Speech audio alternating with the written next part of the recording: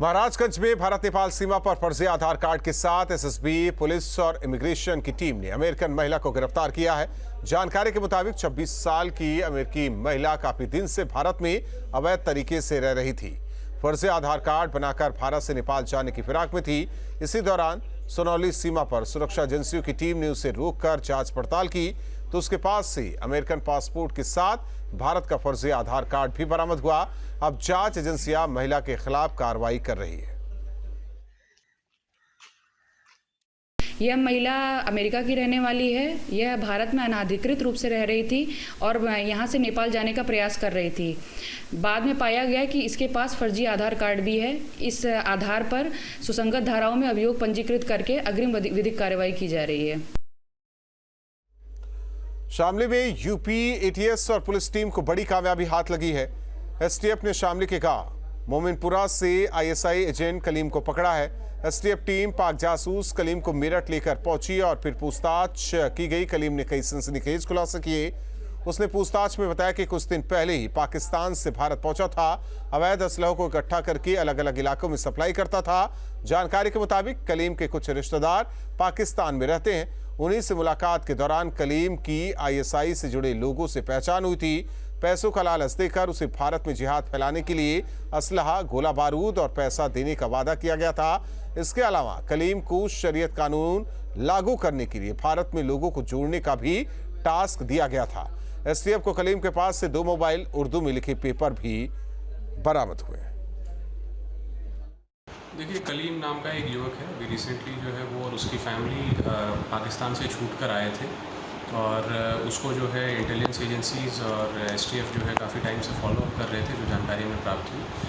और कलीम से जो है 2 फ़ोन बरामद हुए हैं, जिसमें उसके भाई तहसीन की जो है वो चैट्स हैं कुछ मोबाइल नंबर से, जो कलीम के मोबाइल से एक्टिवेट हुए थे, लेकिन वो वर्तमान में पाकिस्तान में के आईपी एड्रेस पर एक्टिव हैं और उनसे जो है चैट्स हो रही हैं। तो इससे जो है यह जानकारी मिली है कि वह जो है षड्यंत्रकारी गतिविधियों में संलिप्त था। कलीम, उसके भाई तहसीन और एक अन्य व्यक्ति जो सहारनपुर का रहने वाला है, यूसुफ शमसी, जिससे लोग सिम प्राप्त करते थे, उसके विरुद्ध भी सुसंगत धाराओं में अभियोग पंजीकृत किया गया है तथा विधिक कार्रवाई की जा रही है। और ये इसका तीसरा विजिट था पाकिस्तान में, जो एजेंसीज़ के थ्रू पता चला था कि ये वहाँ पर जो है षड्यंत्रकारी संगठनों के संपर्क में था। और इसके भाई के पास से, जैसा कि बताया गया, कि जो मोबाइल फ़ोन मिला है उसमें जो है इस प्रकार के चैट्स हैं जो इंडियन नंबर्स हैं। इसी ग्रेटर नोएडा में सीमा हैदर को लेकर जारी सियासत के बीच सीमा सचिन के घर के बाहर एक पोस्टर लगा है जिसमें जियो और जीने दो लिखा है। ज्यादा जानकारी दे रहे संवाददाता अमित चौधरी।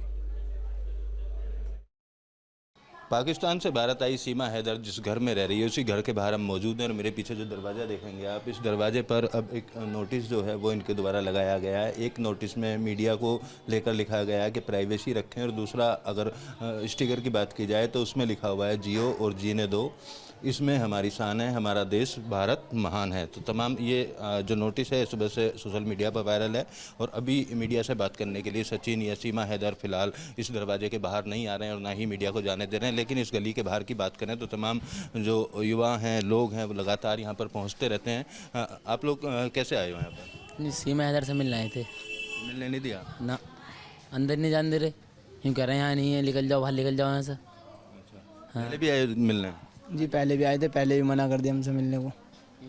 हाँ जी। कितनी देर खड़े रहते हो? 1-1 घंटा 2-2 घंटे खड़े हो जाते हैं। ये तमाम महिलाएं अभी इस गेट पर पहुंची थी और अंदर जाकर सीमा हैदर से मिलना चाहती थी, लेकिन सीमा हैदर के जो ससुर हैं नेत्रपाल, उन्होंने घर में जाने से साफ तौर पर इनकार कर दिया। फिलहाल इसी तरीके के जो नोटिस हैं वो बार बार बदल कर सचिन और सीमा के घर के गेट पर लगाए जा रहे हैं। दूसरी तरफ लप्पू सा सचिन बोलने वाली महिला की बात की जाए तो उसके साथ में भी वकील और किसान संगठन के साथ साथ कई हिंदू संगठन सामने आ चुके हैं, क्योंकि नोटिस अगर उनके पास पहुंचता है तो कानूनी लड़ाई लड़ने के लिए मिथिलेश भाटी भी अब तैयार दिखाई दे रही है। वीडियो जर्नलिस्ट जगदीश चंद के साथ Amit Chaudhary, news state, greater Noida.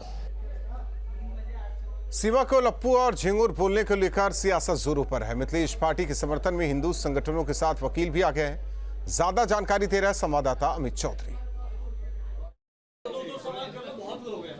सीमा हैदर जिस लड़के के लिए पाकिस्तान से भारत आई है उसको लप्पूसा बोलने के मामले में जहां सुप्रीम कोर्ट के वकील एपी सिंह द्वारा नोटिस दिए जाने की बात की जा रही है मिथिलेश भाटी को, उनके समर्थन में आज ग्रेटर नोएडा, नोएडा और दिल्ली के तमाम लोग उनके घर पर पहुंचे हैं। वकील भी हैं, हिंदू संगठन के लोग भी यहाँ पर मौजूद हैं। सबसे पहले मिथिलेश भाटी जी से बात कर लेते हैं। अब वकील की जो प्रक्रिया आई है उनकी एपी सिंह जी की, आपका क्या कहना है?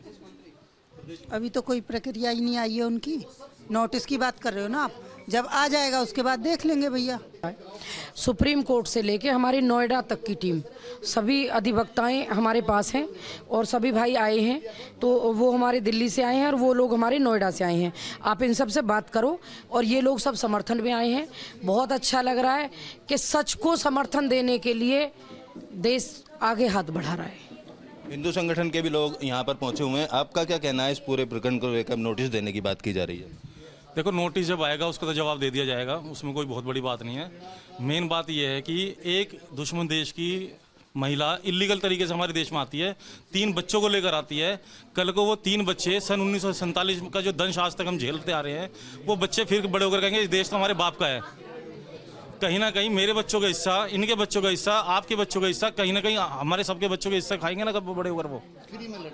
देखिए, अभी तो वैसे नोटिस मिला नहीं है। नोटिस मिलेगा तो उसमें क्या पॉइंट उन्होंने लिखे हैं मानहानि के मामले में वो देखेंगे, उसके हिसाब से जवाब देंगे। लेकिन अगर गांव के परिवेश के मामले में माने तो ये इसमें कोई मानहानि इस तरीके से मुझे नहीं लगता कि बनता है। हमारी तरफ से भी फ्री ऑफ कॉस्ट है। वो तो पाकिस्तानी गर्ल्स के लिए लड़ रहे हैं, हम तो अपने हिंदुस्तान की बहन के लिए लड़ रहे हैं। जब वो पाकिस्तान के लिए लड़ सकते हैं, हम तो अपनी बहन के लिए फ्री में नहीं लड़ सकते। हम सब फ्री में लड़ेंगे। बात सचिन के लिए ये क्यों नहीं कर रहे कि सचिन ने इस देश की सुरक्षा से खिलवाड़ की। सचिन ने इस देश की सुरक्षा से खिलवाड़ की। सचिन ने जो हमारे भारतीय दस्तावेज था उसमें हेर फेर करके उसे यहाँ लेके आया। तो मुकदमा तो होना चाहिए सचिन पर। ये लोग उल्टी बात कर रहे हैं। हम इनके साथ हैं, मिथिलेश भाटी के पूरा संगठन इनके साथ है। और हम इनकी जर्नलिस्ट जगदीश चंद के साथ Amit Chaudhary, news state, greater Noida. बड़ी खबर गाजीपुर से। अब्बास अंसारी पर कल आएगा फैसला। जमानत याचिका पर एमपी एमएलए कोर्ट सुनाएगी फैसला। विधायक अब्बास अंसारी ने जमानत के लिए डाली है अर्जी। माफिया मुख्तार अंसारी का बेटा अब्बास अंसारी बहुचर्चित गजल होटल एंड डील का ये पूरा मामला है। तो अब्बास अंसारी पर कल फैसला। एमपी एमएलए कोर्ट की तरफ से जमानत याचिका को लेकर यह फैसला आएगा। बड़ी खबर अयोध्या से। राम मंदिर निर्माण से जुड़ी बड़ी खबर। राम मंदिर की नई तस्वीर सामने आई। फर्स्ट फ्लोर के 10 फीट ऊंचे पिलर बनकर तैयार, सेकंड फ्लोर का चल रहा काम। तो राम मंदिर निर्माण की नई तस्वीरें सामने आई है। तो ये तस्वीरें देखिए। हालांकि भूतल जिस तरीके से तैयार और प्रथम तल पर लगातार काम चल रहा है, यानी कि दूसरे महले के लिए लगातार काम हो रहा है। तो ये तस्वीरें देखिए। ऊपरी हिस्से की ये तस्वीर, एक नई तस्वीर राम मंदिर निर्माण की सामने आई। ज्ञानवापी का मुद्दा एक बार फिर गर्म हो गया। दरअसल विश्व वैदिक सनातन संघ ने एक पत्र जारी कर मुस्लिम पक्ष के इस मुद्दे का कोर्ट से बाहर समझौते से सुलझाने की अपील की। अब हिंदू पक्ष के ही दूसरे वादी और वकील ने इस रास्ते को गलत बताया। कहा कि हम कोई समझौता नहीं करेंगे।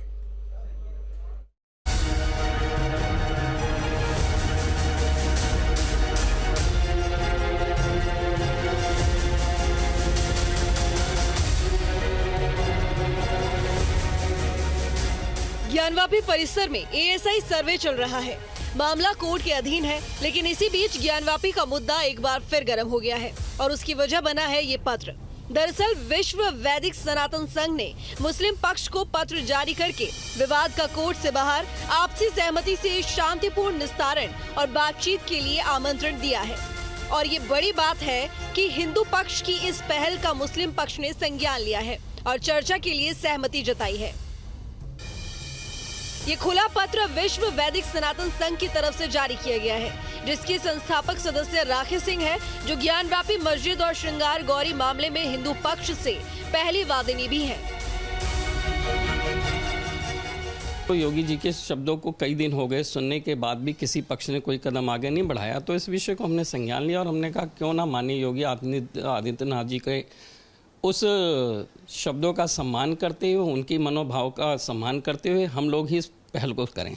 सो यही सोचकर हमने इसकी पहल शुरुआत करी।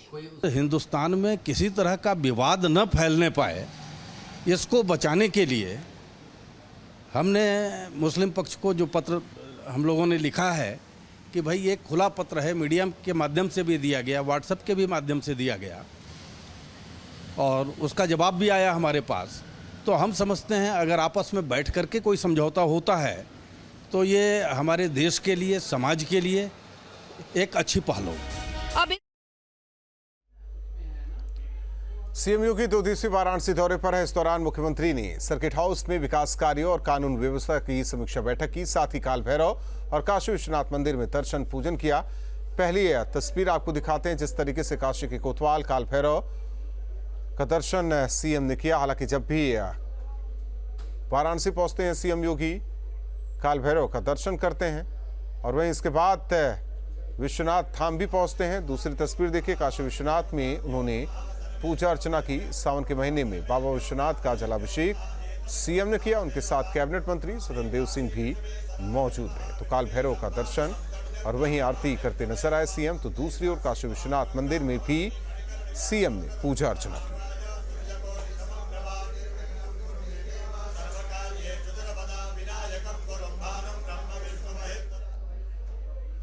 लोकसभा चुनाव से पहले यूपी में कांग्रेस भी एक्टिव मोड में आ गई है। अपनी डूबती नैया को पार लगाने के लिए कांग्रेस ने पूर्व विधायक अजय राय को यूपी कांग्रेस कमेटी का अध्यक्ष नियुक्त किया है। कांग्रेस नेता अजय राय 2 बार प्रधानमंत्री नरेंद्र मोदी के खिलाफ वाराणसी से लोकसभा का चुनाव लड़ चुके हैं। अजय राय ने यूपी कांग्रेस में पृथ्वीलाल खाबरी की जगह ली है। लोकसभा चुनाव के लिहाज से 80 सीटों वाला उत्तर प्रदेश बेहद अहम है, लेकिन लगातार चुनाव हार रही कांग्रेस की हालत यहां बहुत खराब है। अब अजय राय यूपी कांग्रेस का चीफ उन्हें बनाया गया है, जिसके बाद उनकी जिम्मेदारी और बढ़ गई है। आज कांग्रेस पार्टी को अध्यक्ष के रूप में पूर्व विधायक, पूर्व मंत्री श्री अजय राय जी की नियुक्ति हुई है और कहीं ना कहीं पूरे उत्तर प्रदेश में कांग्रेस कार्यकर्ताओं में खुशी की लहर है। जिस तरह से लगातार भारतीय जनता पार्टी उत्पीड़न की राजनीति कर रही है और मैं कह सकता हूं कि अजय राय जी जो जनता के मुद्दों पर लड़ाई लड़ते हैं, भारतीय जनता के पार्टी के खिलाफ, जुझारू नेता हैं और इनका एक व्यक्तित्व रहा है उत्तर प्रदेश में।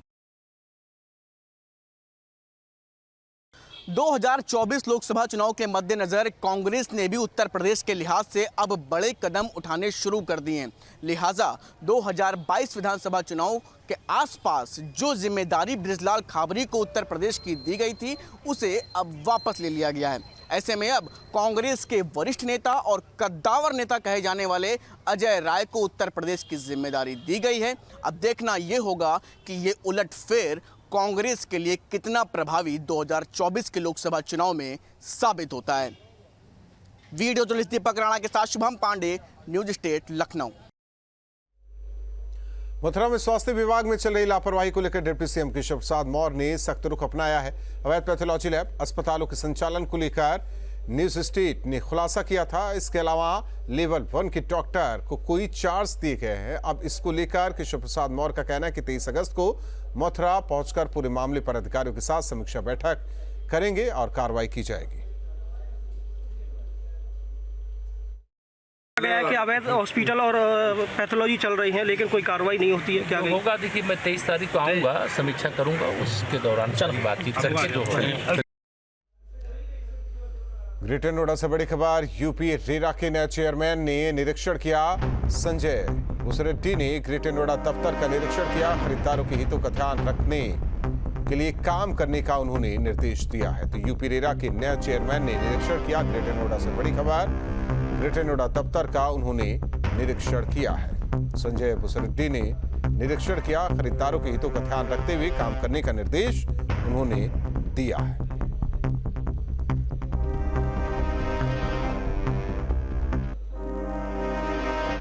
यूपी पुलिस ने एंथम सॉन्ग जारी किया है। इस गीत को लेकर स्पेशल डीजी प्रशांत कुमार ने कहा कि इस गीत के जरिए पुलिस के अच्छे काम लोगों तक पहुंचेंगे।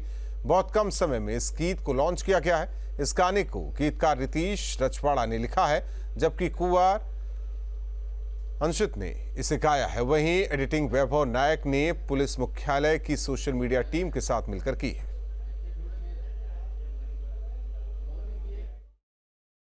इस वर्ष 15 अगस्त 2023 के बाद एक थीम सॉन्ग उत्तर प्रदेश ने लॉन्च किया है। बहुत ही अल्प समय में जब ये थीम सॉन्ग लॉन्च हुआ है, इसकी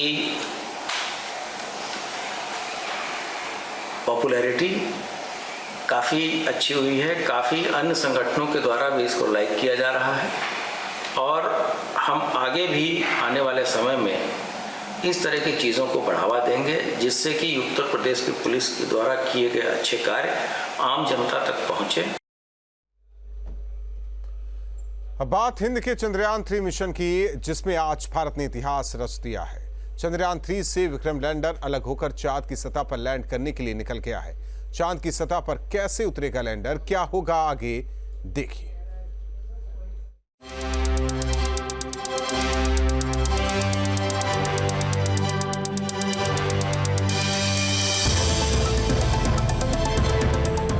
भारत रचने वाला है इतिहास। चंद्रयान 3 मिशन की कामयाबी बस चंद कदम दूर। इस तस्वीर को गौर से देख लीजिए। चंद्रयान 3 के प्रोपल्शन मॉड्यूल से विक्रम लैंडर अलग होकर चांद की सतह की तरफ निकल पड़ा है। इसरो ने विक्रम लैंडर के इस वीडियो को जारी किया। चंद्रयान 3 मिशन के एक अहम पड़ाव को पार कर लिया है। विक्रम लैंडर अब खुद ब खुद ही आगे का सफर तय करेगा और 23 अगस्त को चांद के दक्षिणी ध्रुव की सतह पर इसकी सॉफ्ट लैंडिंग कराई जाएगी। एक दूसरे से अलग होने के बाद प्रोपल्शन मॉड्यूल और विक्रम लैंडर दोनों ने 100 गुना 100 किलोमीटर की ऑर्बिट में घूमना शुरू कर दिया है। दोनों के बीच की समान दूरी रखी गई है ताकि एक दूसरे से ये टकराए ना। लैंडर को चंद्रमा की तरफ जाने वाले रास्ते में अभी के ऑर्बिट से 90 डिग्री का टर्न लेना है, यानी हॉरिजॉन्टल से वर्टिकल डायरेक्शन लेना है, जिसके लिए लैंडर की रफ्तार कम की जाएगी। इसके लिए वैज्ञानिक लैंडर की डीबूस्टिंग करेंगे। जब लैंडर चांद से महज 30 किलोमीटर की दूरी पर होगा तो सॉफ्ट लैंडिंग की अंतिम प्रक्रिया शुरू होगी और लैंडर की स्पीड शुरुआत में 1.68 किलोमीटर प्रति सेकंड रखी जाएगी। उदाहरण के तौर पर चंद्रयान क्रम संख्या 1 जब गया था तो वो चांद की धरती पर जल अथवा पानी होने के चित्र लेकर आया था और सारी दुनिया की आंखें खुल गई। हालांकि रूस और अमेरिका उससे पहले वो आए थे। अमेरिका ने अपना मानव भी उतार दिया था, लेकिन उसको चांद में पानी नजर नहीं आया। पानी हमारा चंद्रयान लेकर आया और ये वाला जो मिशन है उससे एक कदम आगे जाएगा। चंद्रमा पर विक्रम लैंडर की सॉफ्ट लैंडिंग कैसे कराई जाएगी, ये क्या होती है, अब जरा ये भी समझिए। सॉफ्ट लैंडिंग वो प्रक्रिया है जिसके दौरान अंतरिक्ष यान या उसके किसी हिस्से को किसी प्रकार का कोई नुकसान नहीं हो। यान के साथ गए उपकरण सही तरीके से काम करते रहे, जबकि हार्ड लैंडिंग से यान को नुकसान का खतरा ज्यादा रहता है। चांद पर भेजे गए विक्रम लैंडर के अंदर प्रज्ञान रोवर है। चांद की सतह पर लैंडर के उतरते ही प्रज्ञान बाहर निकलेगा और मूव करते हुए अगले 14 दिनों तक ऑपरेशन करेगा। रोवर की सभी जानकारी लैंडर तक जाएगी, फिर लैंडर इस जानकारी को प्रोपल्शन मॉड्यूल तक पहुंचाएगा और जिससे जानकारी सीधे इसरो तक पहुंचेगी। इसरो के मुताबिक अभी तक सारी प्रक्रिया तय समय के मुताबिक चल रही है और इसीलिए पूरी दुनिया की निगाहें 23 अगस्त के उस वक्त पर टिक गई है जब भारत का चंद्रयान 3 चांद पर उतरेगा और भारत एक नया इतिहास रचेगा।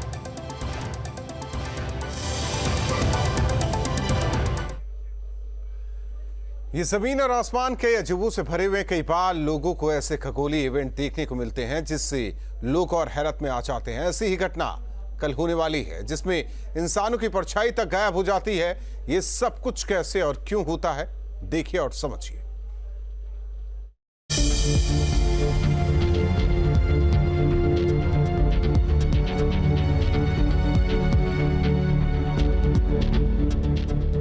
कहते हैं केवल आपकी परछाई आपका साथ नहीं छोड़ती, लेकिन साल में एक दिन ऐसा भी आता है जब परछाई भी आपका साथ छोड़ देती है। पृथ्वी पर कई ऐसी घटनाएं होती हैं जो कभी कभी होती हैं। जब पृथ्वी के अपनी धुरी और सूर्य के चारों ओर की जा रही परिक्रमा करती है, तब सूर्य ग्रहण, चंद्र ग्रहण जैसी कई खगोलीय घटनाएं होती हैं। इन्हीं में एक घटना जीरो शैडो डे होती है। धरती के कई हिस्सों में विशेष खगोलीय घटनाएं साल में 2 बार आती हैं। जब इसे देखा जाता है, अब सवाल ये उठता है कि ये जीरो शेड क्या होता है। और क्यों मनाया जाता है? ये घटना किन कारणों से होती है? सबसे पहले जानते हैं कि जीरो शैडो घटना क्या है। बेंगलुरु में 25 अप्रैल 2023 को दोपहर 12 से 12:30 बजे के बीच लोगों ने जीरो शैडो का अनुभव किया। इस मौके पर बच्चों ने सूर्य और उसकी रोशनी की वजह से बन रही छाया की तस्वीरें ली। लोगों ने इस खास मौके को कैमरे में कैद किया। जब दिन के खास समय पर सूर्य हमारे सिर के ठीक ऊपर आ जाता है, इस कारण हमारी छाया ही नहीं बन पाती। इस स्थिति को जीरो शैडो और इस खास दिन को जीरो शैडो डे कहा जाता है। जीरो शैडो डे की पिछली घटना इसी साल अप्रैल में हो चुकी है और अब ये 18 अगस्त को फिर होने वाली है। ये वो खास दिन है जब आपकी परछाई आपका साथ छोड़ने वाली है। सबसे पहले समझते हैं कि आखिर जीरो शैडो की स्थिति कैसे बनती है। इस खास स्थिति की वजह पृथ्वी के घूर्णन की धुरी का झुकाव होती है, जो पृथ्वी के सूर्य की परिक्रमा के तल के लंबवत होने की जगह उससे 23.5 डिग्री तक झुकी होती है। और इसी के साथ फाइनल बुलेटिन में बस इतना ही।